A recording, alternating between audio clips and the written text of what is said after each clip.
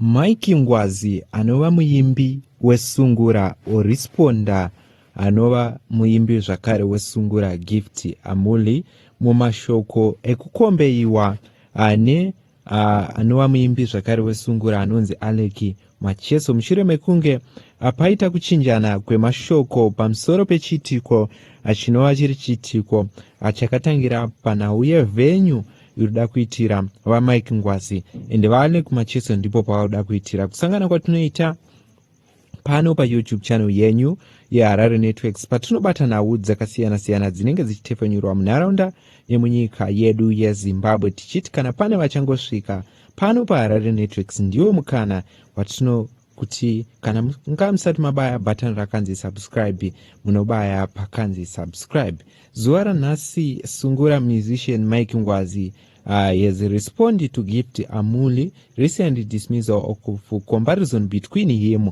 and Alec Macheso using indirect but point words that appears to reference Amuli's hometown of Zvishavane. Now we yataurika ichitenderedzwa munyika yeZimbabwe pamusoro pevaimbi vesungura vochinjana mashoko pachavo mushure mekunge pane nhau yakatangira kuti Mike Ngwazi naAlec Macheso pavhenyu yaida kuitira vaAlec Macheso ndo vhenyu yaida kuitira zvakare Mike Ngwazi kuita album launch. So Gift Amuli akaita kuti agopindure nhau iyi yaAlec Macheso pamwe chete navaMike Ngwazi apo Gift Amuli has waited in on the heated fun debate between sungura icons Alec Macheso and Mike Ngwazi, dismissing any comparison like comparing an elephant to an ant, ranking Macheso above Ngwazi across all her comments among his hits, a better guitarist and superior dance and best live band, millions net worth and philosophy.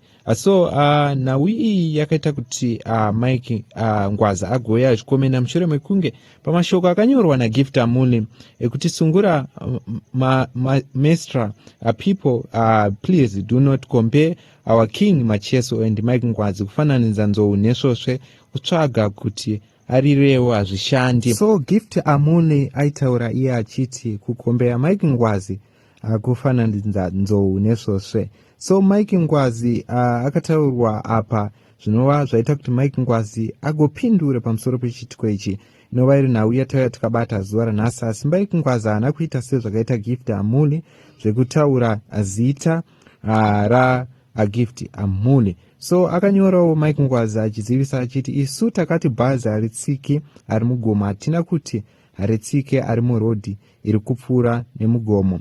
Rodhi ikapfuura nemuboterekwa ichienda zvishana zvireve kuti iyo yatova gomo. Iye boterekwa harife rakapinda murodhi yebhazi, asi rodhi yebhazi ndoi ingatopinda nemuboterekwa. Tisavhiringwe nekufanana musiyano.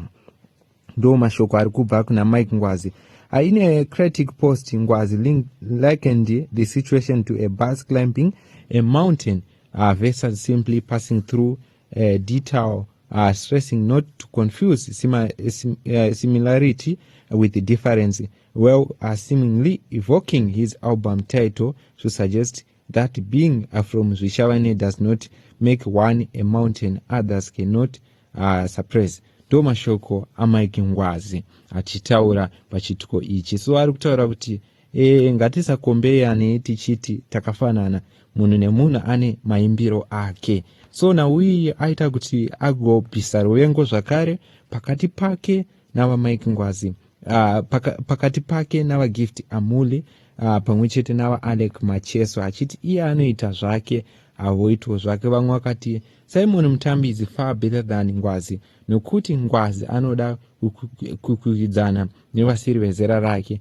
plus nguva yekuimba nyambo dzakadarika zvaitwa nana Steve Makoni nana Marcos Banda nana Ambuya Due apa.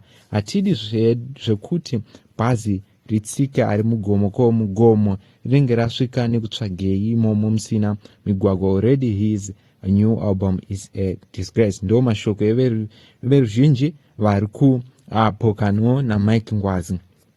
Asi vamwewo vari kusapota Mike Ngwazi vari kuti wisdom words from a wise man, but the message was attended by avo vanokanganisa vanopiringisha from different part of the world. Vamwe vakati bhazi mugomo road nyaya dzacho hadzisangane, dai aedza netembo nemabhanyo ndezvevaridzi. Izvi ndo mashoko everuzhinji. Tizonaudza takabata munoti chii panhau yavo iyi. Mike Ngwazi akamirira kuloncha album rake, apo ari kusangana nezvakasiyana-siyana, apo vachipiringishana kusungura music. Kusangana kwataita pano paYouTube channel inobata nhau dzakasiyana-siyana, inova iri YouTube channel yeHarare Networks.